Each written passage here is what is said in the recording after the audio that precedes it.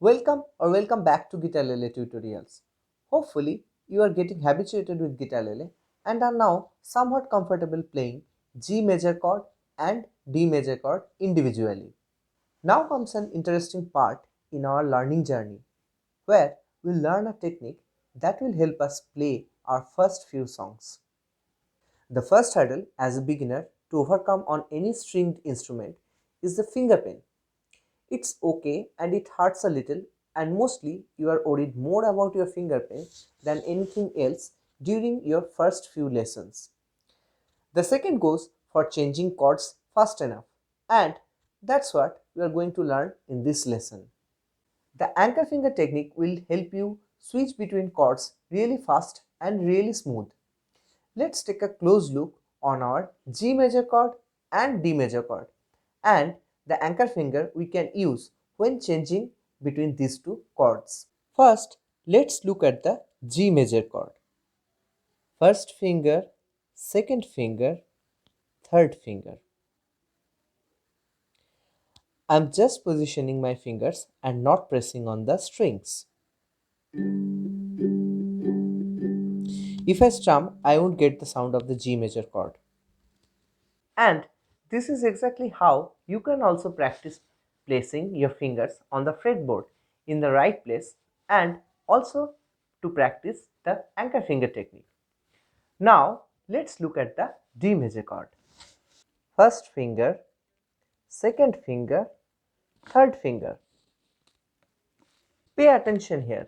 In both the chords, we are placing our first finger on the second fret in the same string, and that is the anchor finger whenever switching between G major chord and D major chord. Let's form the G major chord again. Then, while changing to D major chord, we leave the first finger in the same place and lift the other two fingers. Slide the anchor finger up a little and put second finger, third finger. Now that's D major chord. Leave first finger in the same place, lift the other two fingers, slide the first finger back to where it was and put second finger, third finger. And now we are back to G major chord. Off, slide up, put fingers. D major chord, off, slide back, put fingers. G major chord. Keep practicing the same thing until and unless you are satisfied. Off, slide up, second finger, third finger. D major chord, off, slide back, second finger, third finger, G major chord. That's literally the anchor finger practice. Do not bother pressing the strings or strumming. We are just kind of trying to develop muscle memory for a smooth movement between these two chords.